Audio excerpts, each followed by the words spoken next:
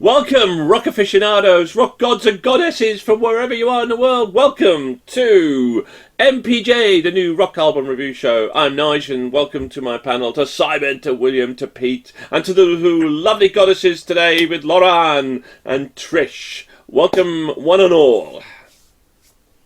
How do you do? How do you do? Hi.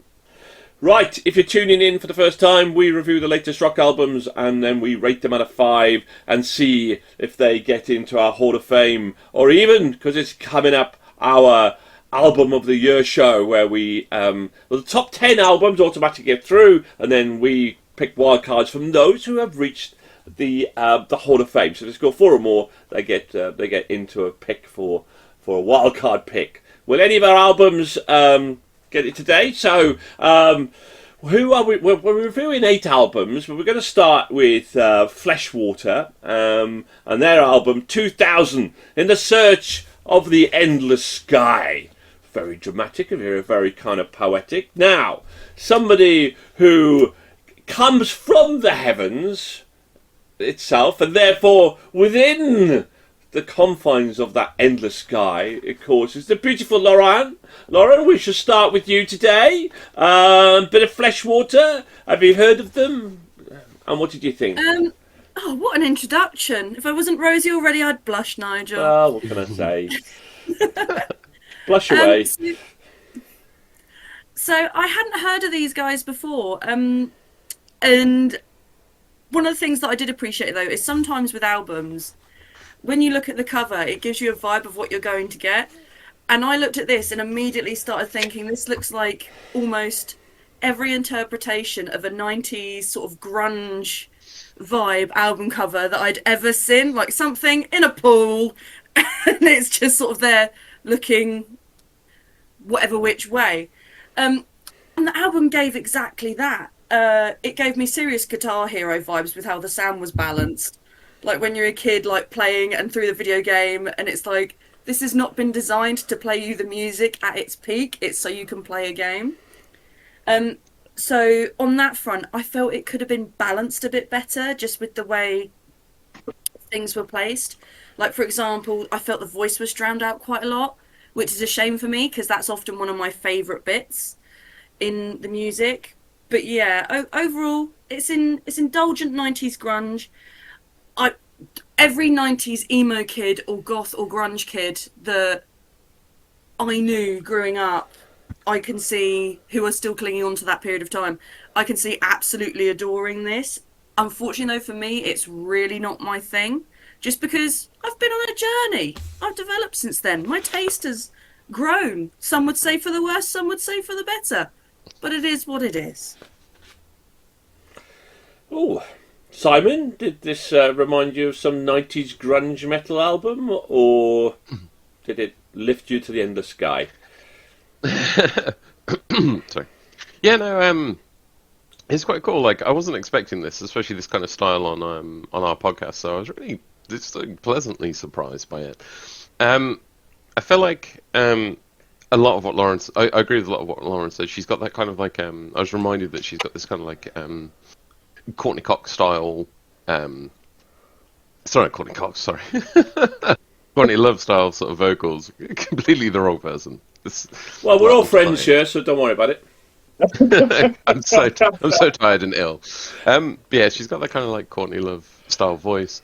And then like that bass riff is very reminiscent of Smashing Pumpkins, and like, yeah, it's cool, it's good sound, but it's just like, I don't know if, like, as Lauren said, I don't know if it's like the mixing or something, but something doesn't come together in the whole. I mean, this, like, everything doesn't seem to gel together very well, but maybe that's kind of the vibe they're going for, like that disjointedness. I don't know. It's cool. I enjoyed it. It's not astounding. It's not changing the world, but I'd love to hear more from them. Now, somebody we always love to hear more from, but first of all, we'll go to William instead. William. Hi. Yeah, sort of similarly to what my illustrious co-podcasters have said. Which one? Both, obviously. Oh, both. Okay. Podcasters. Podcasters. I found it quite hard to get into this, and it was it was the vocals that was my biggest gripe of it.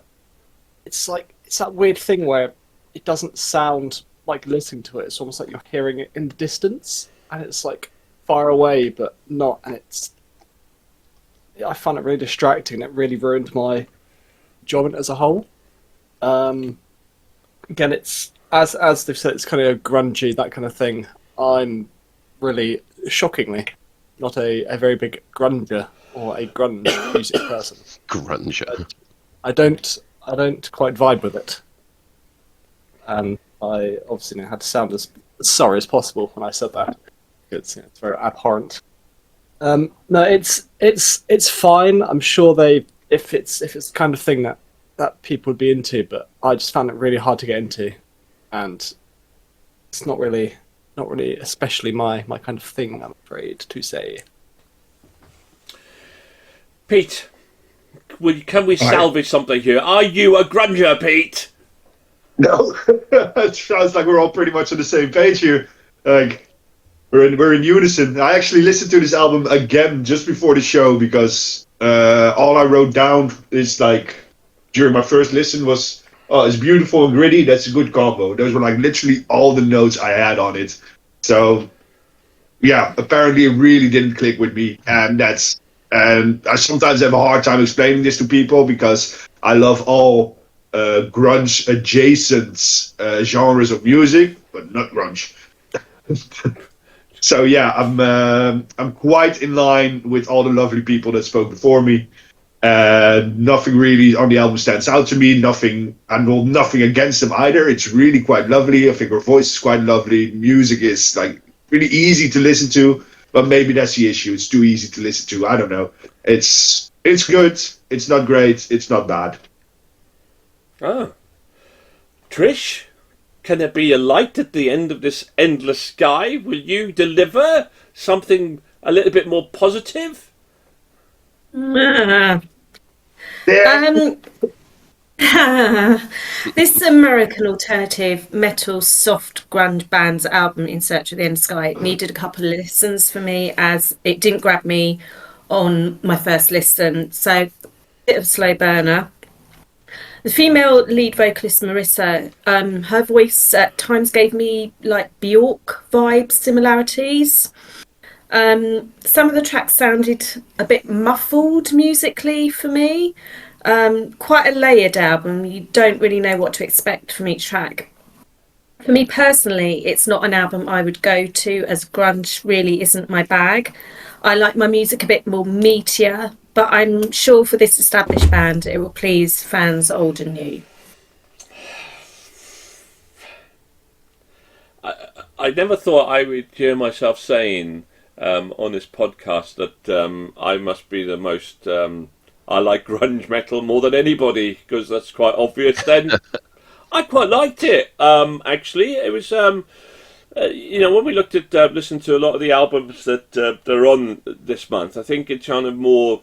I loved her voice, and I do like it. I really liked it. I didn't love it, and I think that I think there was some... It did go with the muffled sound. I felt, is this going to be a prog rock album? And it didn't quite go down that prog route, but it kind of flirted with that kind of sort of sound in some of the ways. I really like Jetpack, actually. That made my kind of cool playlist as well. I thought that was a really cool song. I think overall, I enjoyed it. And I think it's an album that, I think Trish is right. I think it's more of a, you kind of have to listen to it a lot. And when I listen to, at least 16 albums a month, that's just not going to happen in that respect. It's got to grab me by the third or fourth time max. But I enjoyed it. I quite liked it. And I would certainly listen to the next kind of album as well from that perspective. Oh, so not exactly positive. I'm not sensing that Hall of Fame vibe, but let's find out, shall we? So it needs at least a 4 to get into our Hall of Fame. Let's find out, shall we then? Lauren. Yeah. I gave it a 1.5. That's harsh. Salmon. I give it a 3. Okay, that's solid. William. A 1.5 for me too. Pete. What is up with all these 1.5s? I was expecting like 2.5s and 3 across the board. So yeah, I'm with Simon. It's a 3. Yeah. Trish?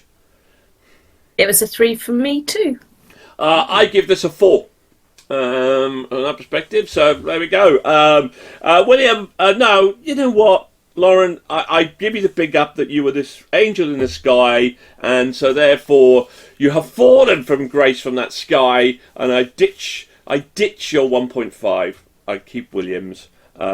Therefore, an average of 2.9, which kind of puts it in the. Didn't get to our top 100 albums of the year. We've done 148 albums now this year so far.